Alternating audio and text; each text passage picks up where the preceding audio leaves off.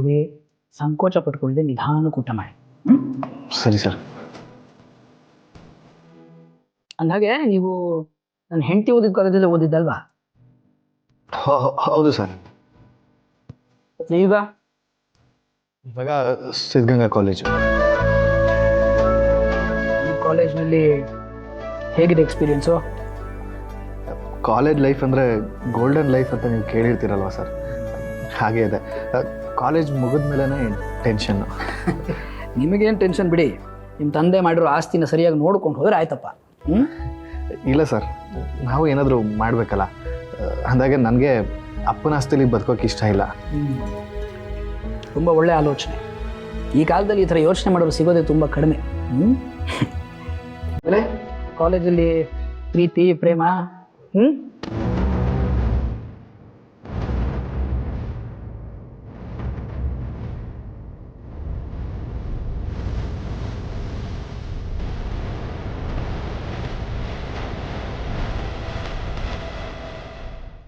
ಅರೆ, ಯಾಕೆ ಗಾಬರಿ ಮಾಡ್ಕೋತಾ ಇದ್ದೀರಿ? ಇಲ್ಲ ಸರ್, ನನಗೆ ಓದೋದ್ರ ಮೇಲೆ ಗಮನ ಬಿಟ್ಟರೆ ಬೇರೆ ಯಾವುದ್ರ ಮೇಲೂ ಗಮನ ಇಲ್ಲ. ಇದು ಸರಿಯಾದ ಮಾತು. ನೋಡಿ, ಮೊದಲು ನಾವು ಜೀವನದಲ್ಲಿ ಮುಂದೆ ಬರಬೇಕು, ಆಮೇಲೆ ಈ ಪ್ರೀತಿ ಪ್ರಣಯ. ನಿಮ್ಮನ್ನು ನೋಡಿ ತುಂಬ ಇಂಪ್ರೆಸ್ ಆಗಿದ್ದೀರಿ.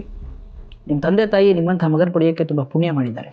ಬಿಸಿ ಇಷ್ಟೊಂದು ಆಸ್ತಿ ಅಂತಸ್ತು ಎಲ್ಲ ಇದೆ, ಆದರೂ ನಿಮ್ಮಲ್ಲಿ ಒಂಚೂರು ಅಹಂ ಇಲ್ಲ. Very down to earth.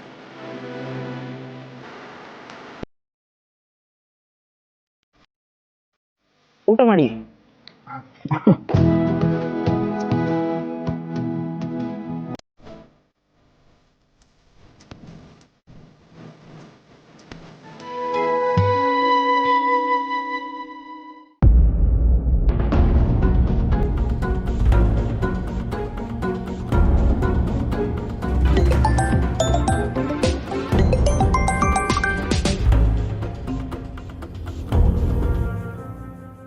ಹೇಳು ಜಾನು. ಹಲೋ ಅಕ್ಕ, ಏನು ಮಾಡ್ತಿದ್ದೆ? ಊಟ ಆಯ್ತಾ ನಿಂದು? ಹಾಂ ಆಯಿತು ಜಾನು. ಸುಳ್ಳು ಹೇಳ್ತಿದ್ದೆ ನೀನು ನನಗೆ. ನನ್ನ ಮೇಲೆ ಆಣೆ ಮಾಡಿಟ್ಟು ಹೇಳು ನಿಂದು ಊಟ ಆಗಿದೆ ಅಂತ. ನೋಡು, ನೀನು ಹೀಗೆ ಸೈಲೆಂಟಾಗಿರೋದ್ರಲ್ಲೇ ಗೊತ್ತಾಗುತ್ತೆ ನೀನು ಊಟ ಮಾಡಿಲ್ಲ ಅಂತ. ಯಾಕೆ ಅಕ್ಕ, ಯಾಕೆ ನೀನು ಹೀಗೆ ಡಲ್ಲಾಗಿದೆಯಾ? ನಾನು ಖುಷಿಯಾಗೇ ಇದ್ದೀನಿ ಜಾನು. ಮತ್ತೊಂದು ಸುಳ್ಳು. ನನಗೆ ಅಷ್ಟು ಗೊತ್ತಾಗಲ್ಲ ಅಂದ್ಕೊಂಡಿದ್ಯಾ ಅಕ್ಕ? ನಾನು ನಿನ್ನ ತಂಗಿ, ನಿನ್ನ ಜೊತೆ ಇಷ್ಟು ವರ್ಷ ಬೆಳೆದಿದ್ದೀನಿ ನಾನು. ನೀನು ಆರಾಮಾಗಿದೆಯೋ ಇಲ್ವೋ ಅಂತ ನನಗೆ ಗೊತ್ತಾಗಲ್ವಾ? ನಾನು ನೋಡ್ತಾನೆ ಇದ್ದೀನಿ. ಇವಾಗ ಏನಾಯಿತು ಅಂತ ನೀನು ಹೇಳ್ತೀಯೋ ಇಲ್ಲ ನನ್ನ ಅಮ್ಮನ ಹತ್ರನೇ ಕೇಳಲ್ಲ. ಜಾನು ಬೇಡ ಜಾನು. ಹೇಳು, ಏನಾಯಿತು? ಏನಿಲ್ಲ ಕಣೆ, ಮತ್ತೆ ಅದೇ ಕತೆ. ನನಗೆ ಮದುವೆ ಇಷ್ಟ ಇಲ್ಲದೆ ಇದ್ದರೂ ಮನೆಯವರೆಲ್ಲ ಅದನ್ನೇ ಮಾತಾಡ್ತಾರೆ. ಇವತ್ತು ನನಗೆ ಗೊತ್ತಿಲ್ಲದೇನೆ ಒಂದು ಹುಡುಗನ್ನ ನನ್ನನ್ನು ನೋಡೋಕ್ಕೆ ಕರೆಸ್ಬಿಟ್ರು. ನನಗೆ ಹೇಗಾಗಬೇಡ ಹೇಳು? ನಂಗೆ ಅರ್ಥ ಆಗುತ್ತೆ. ನಿನಗೆ ಹೇಳ್ದೆ ಹುಡುಗನ್ನ ಕರೆಸಿದ್ದು ತಪ್ಪು, ನಾನು ಒಪ್ಕೋತೀನಿ. ಆದರೆ ಇದೆಲ್ಲ ಮಾಡ್ತಿರೋದು ನಿನ್ನ ಒಳ್ಳೇದಕ್ಕಲ್ವಾ ಅಕ್ಕ? ನೀನು ಅದನ್ನ ಅರ್ಥ ಮಾಡ್ಕೋಬೇಕಲ್ವಾ? ಅರ್ಥ ಕಳ್ಕೊಂಡಿರೋ ಜೀವನದಲ್ಲಿ ಯಾರನ್ನ ಅಂತ ಅರ್ಥ ಮಾಡ್ಕೊಳ್ಳಿ ಜಾನು. ಇದನ್ನೆಲ್ಲ ನೋಡ್ತಿದ್ರೆ ನನಗೆ ಜೀವನದ ಮೇಲೆ ಆಸಕ್ತಿನೇ ಹೋಗ್ಬಿಟ್ಟಿದೆ ಕಣೆ. ಏನೇ ಅಕ್ಕ ನೀನು, ಇದಕ್ಕೆಲ್ಲ ನೀನು ಹೀಗೆ ಮಾತಾಡಿದ್ರೆ ಹೇಗೆ? ಸರಿ ಇರು, ನಾನೇ ಅಮ್ಮನ ಹತ್ರ ಯಾಕೆ ಹೀಗೆ ಮಾಡಿದೆ ಅಂತ ಕೇಳ್ತೀನಿ, ಸರಿನಾ? ಜಾನು,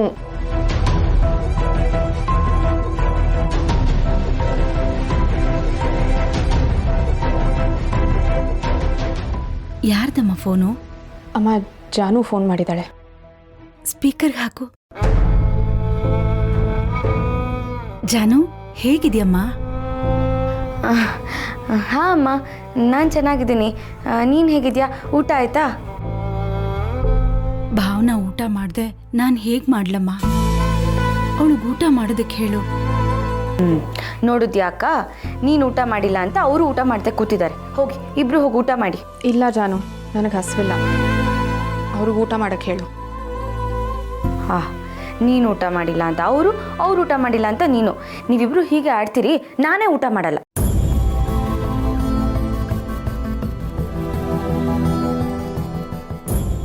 ನನಗೋಸ್ಕರ ನೀನು ಯಾಕೆ ಊಟ ಬಿಡ್ತೀಯಾ? ಮತ್ತಿನ್ನೇನಕ್ಕ, ನೀನು ನನ್ನ ಅಕ್ಕ ಕಣೆ. ನೀನು ಊಟ ಮಾಡ್ತಿದ್ರೆ ನಾನು ಆರಾಮಾಗೆಲ್ಲ ತಿನ್ಕೊಂಡಿರೋಕ್ಕಾಗತ್ತಾ? ಒಂದು ಕೆಲಸ ಮಾಡೋಣ, ನೀನು ಹೋಗಿ ತಟ್ಟೆಗೆ ಹಾಕೊಂಡು ಬಾ, ನಾನು ಹೋಗಿ ಊಟ ತೊಗೊಂಡು ಬರ್ತೀನಿ. ವಿಡಿಯೋ ಕಾಲ್ ಮಾಡಿ ಇಬ್ಬರು ಒಬ್ರನ್ನೊಬ್ರು ನೋಡಿಕೊಂಡು ಬಿಲ್ಡಿಂಗ್ ಊಟ ಮಾಡೋಣ, ಸರಿನಾ? ಇರು, ತೊಗೊಂಡು ಬರ್ತೀನಿ. ಆಯ್ತಮ್ಮ. ಅಂದಹಾಗೆ ಜಾನು, ಉತ್ಸವದಲ್ಲಿ ವಿಶ್ವಾಸ ಸಿಕ್ಕಿದ್ದ ಕಣೆ. ನೀನು ಅವನನ್ನು ಮಾತಾಡಿಸ್ತೀಯಾ? ಹಾಂ ಅಮ್ಮ, ಮಾತಾಡಿಸ್ದೆ. ಇರು, ಹೋಗಿ ಊಟ ತರ್ತೀನಿ, ಆಮೇಲೆ ವಿಡಿಯೋ ಕಾಲ್ ಮಾಡ್ತೀನಿ. ಭಾವನಾ, ಇರು, ನಾನು ಊಟ ತರ್ತೀನಿ.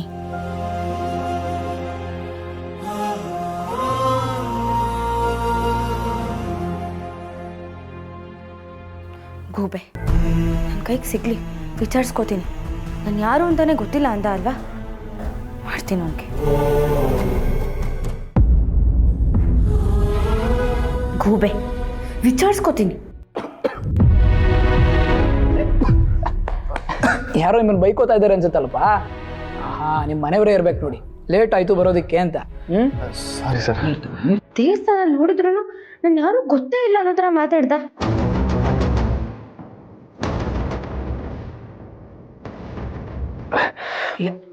ಸರ್, ಮಾಡ್ತೀನಿ. ವಾಶ್ರೂಮ್ ಎಲ್ಲಿದೆ ಅಂತ ಹೇಳಿ ನಾನು ಹೋಗಿ ವಾಶ್ ಮಾಡ್ಕೊಂಡು. ನಥಿಂಗ್ ಟು ವರಿ, ವಾಶ್ರೂಮ್ ಅಲ್ಲೇ ಇದೆ. Please make yourself comfortable.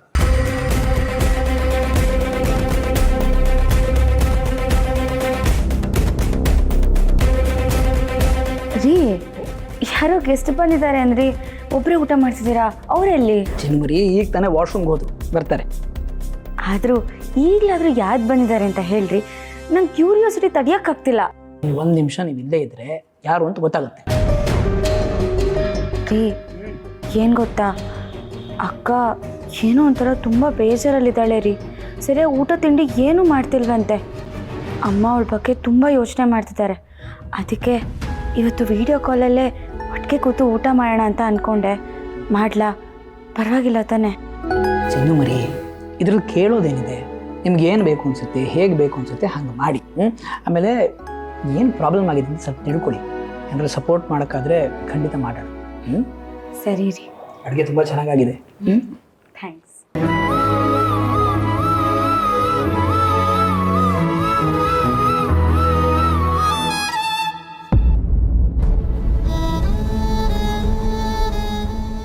ದೇವ್ರೆ, ಯಾಕೆ ಈ ಥರ ಆಟ ಆಡಿಸ್ತಿದ್ಯಾ? ನಾನು ಯಾರ ಮುಂದೆ ಹೋಗಿ ನಿಲ್ಬಾರ್ದು ಅಂತಿದ್ನೋ ಅವ್ರ ಮುಂದೆನೇ ಹೋಗಿ ನಿಲ್ಲೋ ಥರ ಮಾಡ್ತಿದ್ಯಾ? ದೇವಸ್ಥಾನದಲ್ಲಿ ಏನೋ ಸುಳ್ಳು ಹೇಳಿ ತಪ್ಪಿಸ್ಕೊಂಡೆ, ಆದರೆ ಇವಾಗ ಸುಳ್ಳು ಹೇಳಿದ್ರೆ ಅವಳು ನನ್ನ ಸುಮ್ಮನೆ ಬಿಡ್ತಾಳ?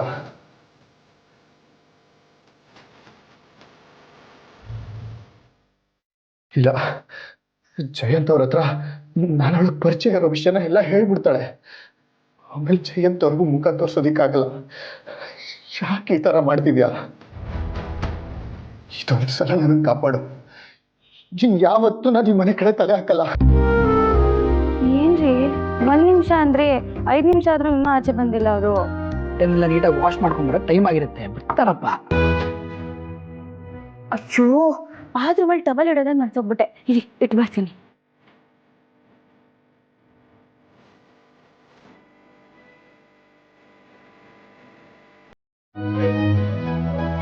ಎಕ್ಸ್ಕ್ಯೂಸ್ ಮೀ, ಸಾರಿ, ಅದು ವಾಶ್ರೂಮಲ್ಲಿ ಟವಲ್ ಇಡೋದೇ ಮರ್ತುಬಿಟ್ಟಿದ್ದೆ. ತೊಗೊಂಡು ಬಂದಿದ್ದೀನಿ, ಪ್ಲೀಸ್ ತಗೊಳ್ಳಿ.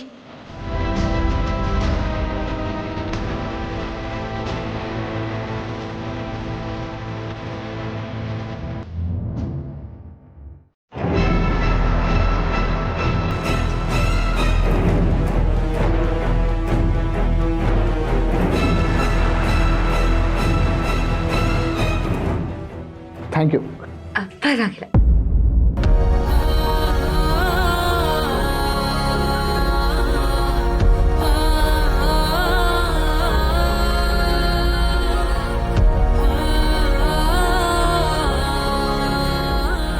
ನನ್ನನ್ನು ಕ್ಷಮಿಸ್ಬಿಡು ಜಾನು.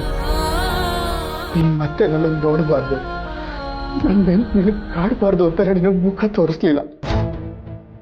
ನೀನು ನಿನ್ನ ಗಂಡನ ಜೊತೆ ಸುಖವಾಗಿದ್ಯಾ? ಹೀಗೆ ಇದ್ಬಿಡು. ಗೊತ್ತಿಲ್ಲದೆ ಇಲ್ಲಿಗೆ ಬಂದು ತಪ್ಪು ಮಾಡಿಬಿಟ್ಟೆ.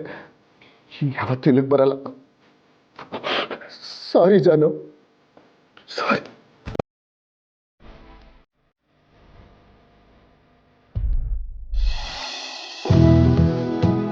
ರೀ ಟವಲ್ ಕೊಟ್ಟು ಬಂದೆ. ಎಷ್ಟು ಯಾರು ಅಂತ ಗೊತ್ತಾಯ್ತಾ? ಇಲ್ಲ ರೀ, ಅವ್ರು ವಾಶ್ರೂಮ್ ಒಳಗಿದ್ರಲ್ವಾ, ಟವಲ್ ಕೊಟ್ಟು ಬಂದೆ ಅಷ್ಟೇ. ಅಯ್ಯೋ ರೀ, ಅಕ್ಕ ಆಗ್ಲೇ ಕಾಲ್ ಮಾಡ್ತಿದ್ದಾಳೆ. ಸರಿ, ನೀವು ಒಳಗಡೆ ಹೋಗಿ ನಾನು ಹೇಳ್ತೀನಿ. ನನ್ನ ತಟ್ಟೆ. ಅದಕ್ಕೆ ರೀ ತಗೋತಿರೋದು. ಇವತ್ತಂತೂ ನಿಮ್ಮ ಜೊತೆ ಕೂತು ಊಟ ಮಾಡೋಕ್ಕಾಗಲಿಲ್ಲ. ಅಟ್ಲೀಸ್ಟ್ ನೀವು ತಿಂದಿರೋ ತಟ್ಟೆನಲ್ಲಿ ಊಟ ಮಾಡ್ತೀನಿ. ಹಾಗೆ ಮಾಡಿದ್ರೆ ಗಂಡನ ಆಯಸ್ಸು ಜಾಸ್ತಿ ಆಗುತ್ತಂತೆ. ಸರಿ ಸರಿ, ಲೋಟನ ತಗೊಂಡು ಹೋಗಿ. ಆಗ್ತೀನಿ, ಬೈ ಬೈ. ಓಕೆ, ಜೋಪಾನ ಚಿನ್ನು ಮರಿ. Sorry sir. ನೋ ಪ್ರಾಬ್ಲಮ್, ಕೂತ್ಕೊಳ್ಳಿ, ಊಟ ಮಾಡಿ. ಟಿಶ್ಯೂ ಒಂದು ಪಾಸ್ ಮಾಡಿ. ಸರ್, ನಿಮ್ಮ ತಟ್ಟೆಯಲ್ಲಿ ಆಗಲೇ ಊಟ ಮಾಡಿ ಮುಗಿಸ್ಬಿಟ್ರಾ? ಅದು ನನ್ನ ಶ್ರೀಮತಿ ಸ್ವಲ್ಪ ಹಾಗೇನೆ, ನನ್ನ ತಟ್ಟೆಲ್ಲೇ ಊಟ ಮಾಡ್ತೀನಿ ಅಂತ ತೊಗೊಂಡು ಹೋಗ್ಬಿಟ್ರಿ ನೋಡಿ. ಸೊ ಯಾವಾಗಲೂ ಹಾಗೆ ಗಂಡನ ಆಯಸ್ಸು ಜಾಸ್ತಿ ಆಗುತ್ತೆ, ಪ್ರೀತಿ ಹೆಚ್ಚಾಗುತ್ತೆ ಅಂತ ಏನೇನೋ ಒಳ್ಳೆ ಸಂಸ್ಕಾರ ನೋಡಿ.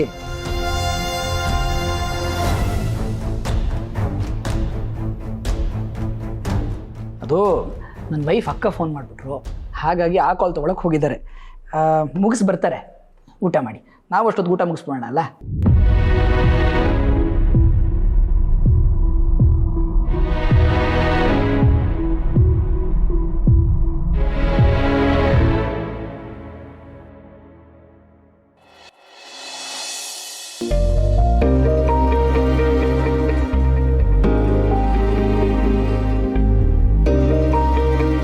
ಈ ಸಿದ್ದು ನಿಜವಾಗ್ಲೂ ಆ ಹುಡುಗಿಗೋಸ್ಕರ ನನ್ನ ರಿಜೆಕ್ಟ್ ಮಾಡ್ತಿರೋದ? ಹಾಗೇನಾದರೂ ಇದ್ದಿದ್ರೆ ಮದುವೆ ಇಷ್ಟ ಇಲ್ಲ ಅಂತ ನಾವು ಮಾತಾಡ್ಕೊಂಡಾಗಲೇ ಹೇಳ್ಬಿಡ್ಬೋದಾಗಿತ್ತಲ್ವಾ? ಅದು ಬಿಟ್ಟು ನಾನು ಚೆನ್ನಾಗಿಲ್ಲ ಅಂತ ಹೇಳೋದೇನಿತ್ತು?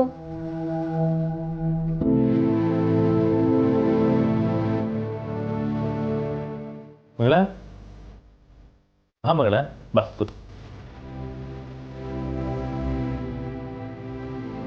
ಬಾ, ನಿಮಗೆ ಸಿದ್ದೇಗೌಡ್ರ ಬಗ್ಗೆ ಏನು ಅನ್ಸುತ್ತೆ? ಯಾಕೆ ಮಗಳು ಹಾಗೆ ಕೇಳ್ತಾ ಇದೆಯಾ?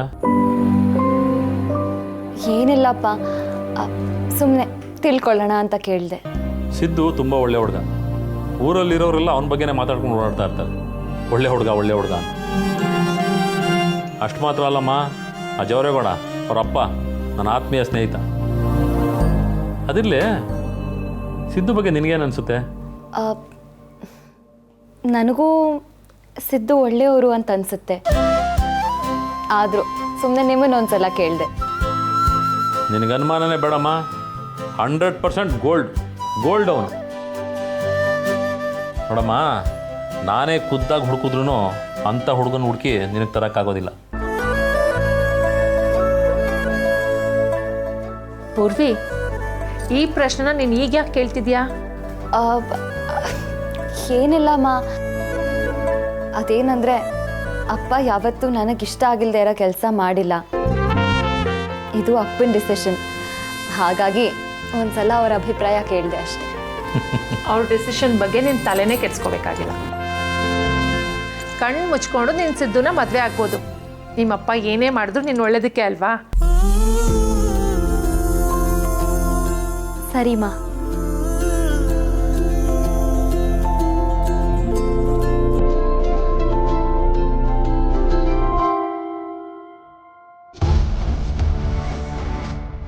ನೋಡ್ದಾನಾಗತ್ನ ಅವಳು ಮದುವೆ ಆಗೋ ಹುಡುಗನ ಬಗ್ಗೆ ಎಷ್ಟೆಲ್ಲ ವಿಚಾರಿಸ್ತಾ ಇದ್ದಾಳೆ ಅಂತ.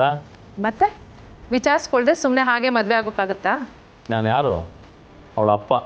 ನನ್ನ ಮಗಳಿಗೆ ಎಂತೆಂಥ ಹುಡುಗನ್ ತಂದು ಕಟ್ಬಿಡ್ತೀನಾ?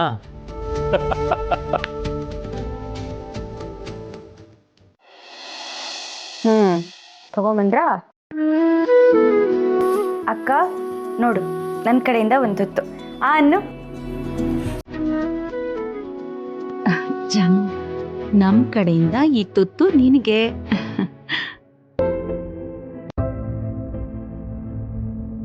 ನೋಡಿದ್ಯಾ, ನೀನು ಎಷ್ಟೇ ದೊಡ್ಡೋಳಾದ್ರೂ ಅಮ್ಮನ ಬಗ್ಗೆ ನೀನು ಇನ್ನೂ ಚಿಕ್ಕ ಮಗುನೇ. ನೋಡು ಹೇಗೆ ತುತ್ತು ಮಾಡಿ ತಿನ್ನಿಸ್ತಿದ್ದಾರೆ ಅಂತ. ಈ ಅದೃಷ್ಟ ಎಲ್ರಿಗೂ ಸಿಗಲ್ಲ ಕಣೆ. ಅದಕ್ಕೆ ತಾನೇ ಈ ಅದೃಷ್ಟ ಕಳ್ಕೊಬಾರ್ದು ಅಂತ ನನ್ನ ಮದುವೆ ಆಗದೆ ಇರೋದು. ಅದೇ ಮತ್ತೆ ಯಾವುದು ಅತಿ ಆಗಬಾರ್ದು ಅಕ್ಕ. ಇನ್ನು ಎಷ್ಟು ದಿನ ಅಂತ ನಿನ್ನ ಅಮ್ಮ ಕೊಟ್ಟಿದ್ದು ತುತ್ತಲ್ಲಿ ಊಟ ಮಾಡ್ತಿರ್ತೀಯ? ನೀನು ಯಾವಾಗ ನಿನ್ನ ಮಗುಗೆ ಕೈ ತುತ್ತಲ್ಲಿ ಊಟ ಮಾಡಿಸೋದು? ಈಗ ಮತ್ತೆ ಆ ವಿಷಯ ಬೇಕಾ ಜಾನು? ಆಯ್ತಾಯ್ತು, ಬೇರೆ ವಿಷಯ ಮಾತಾಡೋಣ.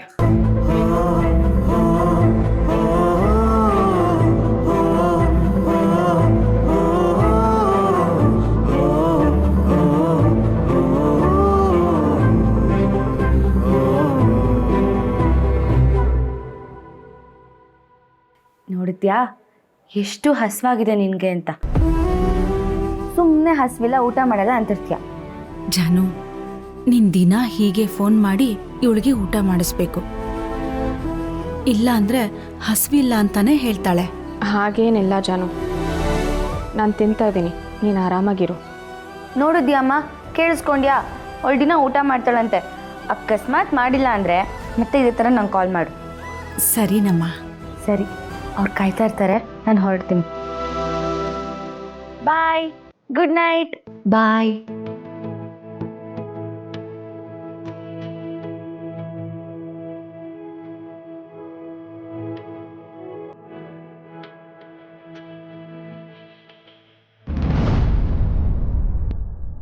ಅಮ್ಮ, ಯಾಕೆ ಹಾಗೆ ನೋಡ್ತಿದ್ಯಾ? ಏನೂ ಇಲ್ಲಮ್ಮ. ನನಗೆ ಗೊತ್ತಮ್ಮ, ನನ್ನ ಕತ್ತಲ್ಲಿ ದಾರ ಇರೋದನ್ನ ನೋಡಿ ಅನುಮಾನ ಪಡ್ತಿದ್ಯಾ ಅಲ್ವಾ? ಅಯ್ಯೋ, ಹಾಗೇನಿಲ್ಲಮ್ಮ. ಖುಷಿ ಹೇಳ್ದಾಗಿಂದ ನನ್ಗೆ ಯಾಕೋ ಸಮಾಧಾನನೇ ಇಲ್ಲ. ನೀನ್ ಬೇರೆ ಉತ್ಸವದಿಂದ ಬಂದಾಗಿಂದ ಒಂಥರ ಇದೆಯಾ. ಸರಿಯಾಗಿ ಮಾತಾಡಲ್ಲ, ಊಟ ತಿಂಡಿ ಕಡೆ ಗಮನ ಇಲ್ಲ. ಯಾವಾಗ್ಲೂ ಏನೋ ಯೋಚನೆ ಮಾಡ್ಕೊಂಡಿರ್ತೀಯಲ್ಲ, ಅದಕ್ಕೆ ಏನಾಗಿದೆಯೋ ಅಂತ ಒಂದು ಆತಂಕ. ಅಮ್ಮ, ನಿನಗಷ್ಟು ಅನುಮಾನ ಇದ್ರೆ ನನ್ನ ಕತ್ತಲ್ಲಿರೋದನ್ನ ಏ ಬೇಡ ಬೇಡ ಬೇಡ ಭಾವನಾ. ಅವತ್ತು ತ್ರಿಕಾಲಜ್ಞಾನಿಗಳು ಬೇರೆ ನಿನ್ ವಿಷಯವಾಗಿ ಏನೇನೋ ಹೇಳಿದ್ರಲ್ಲ, ಅದಕ್ಕೆ ಆತಂಕ ಆಗ್ತಾ ಇದೆ. ನೀನು ಭಯ ಪಡೋ ಅವಶ್ಯಕತೆ ಏನಿಲ್ಲ ಅಮ್ಮ. ನೀನು ಅನ್ಕೊಂಡ ಹಾಗೇನೂ ಆಗಿಲ್ಲ. ಸುಮ್ಮನೆ ಏನೋ ಯೋಚನೆ ಮಾಡ್ಕೋಬೇಡ. ಅಪ್ಪ, ನೀನಿಷ್ಟು ಭರವಸೆ ಕೊಟ್ಟಿಯಲ್ಲ, ನನಗೀಗ ಸಮಾಧಾನ ಆಯಿತು.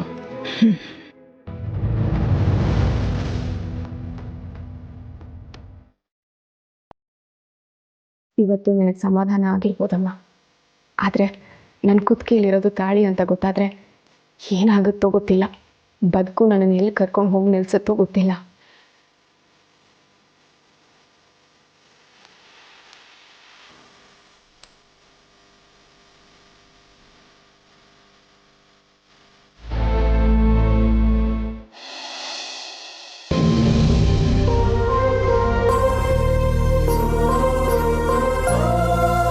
ಗೌಡ್ರೆ, ಯಾಕೆ ಹಿಂಗೆ ಕೂತ್ಬಿಟ್ರಿ?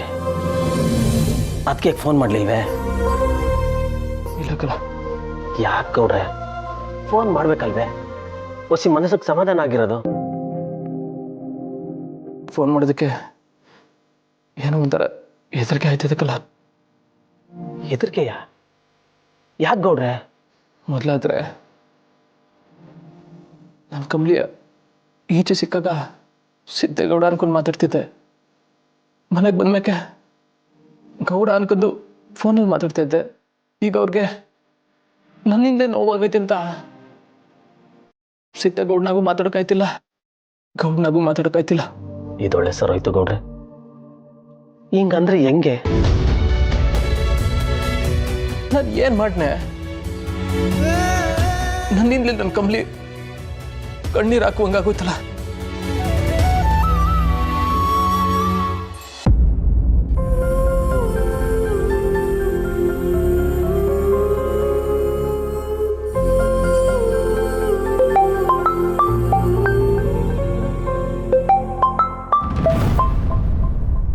ಯಾರು ಗೌಡ್ರೆ? ನಿಮ್ಮ ಅತ್ತಿಗೆ ಯಾಕಲ್ಲ? ಮತ್ತೆ ಮಾತಾಡ್ರಿ. ಬೇಡ ಬೇಡ, ಅವ್ರು ನನ್ನ ದೇವಿ ಏನಾದ್ರು ನೊಂದ್ಕೊಂಡು ಹೇಳ್ಕಂದ್ರೆ ನಂಗೂ ಸಂಕಟ ಆಯ್ತದಕ್ಕಲ್ಲ. ಬೇಡ ಬೇಡ ಗೌಡ್ರೆ, ಏನು ಹೇಳಕ್ ಫೋನ್ ಮಾಡಿರ್ಬೇಕು. ರಿಸೀವ್ ಮಾಡಿ ಮಾತಾಡಿ, ಕೇಳಿ.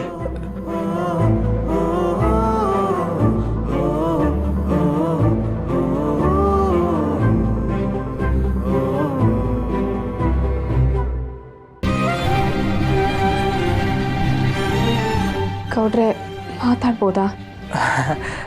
ಇದ್ಯಾಕೆ ಮೇಡಮ್ ಹಿಂಗೆ ಕೇಳಿರಿ? ಮಾತಾಡಿ ಮೇಡಮ್. ನನ್ನ ಕಷ್ಟಗಳನ್ನ ಹೇಳ್ಕೊಳಕ್ಕೆ ನೀವೊಬ್ಬರು ಬಿಟ್ಟರೆ ಬೇರೆ ಯಾರೂ ಇಲ್ಲ ಗೌಡ್ರೆ. ಈ ವಿಷಯ ಮನೆಯವ್ರ ಹತ್ರ ಹೇಳ್ಕೊಳ್ಳೋ ಅಷ್ಟು ಶಕ್ತಿ ನನಗಿಲ್ಲ. ಈ ಥರ ಯಾಕೆ ಮಾಡಿದೆ ಅಂತ ಕೇಳೋಕ್ಕೆ ಅವನು ಎಲ್ಲಿದ್ದಾನೆ ಅಂತ ನನಗೆ ಗೊತ್ತಿಲ್ಲ.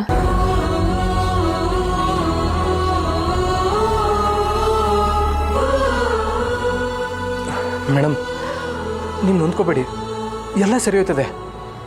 ಯಾರೂ ಇಲ್ಲ ಅಂದಾಗ ಆ ದೇವ್ರು ಇರ್ತಾನೆ ಮೇಡಮ್. ಅವನ ಮೇಲೇ ಎಲ್ಲ ಭಾರ ಹಾಕಿದ್ದೀನಿ ಗೌಡ್ರೆ. ಆದರೆ ನನಗೆ ಮದುವೆ ಮಾಡಿಸ್ಬೇಕು ಅಂತ ಹುಡುಗನ ಕಡೆ ಅವ್ರನ್ನ ಮನೆಗೆ ಕರೆಸಿದ್ರು.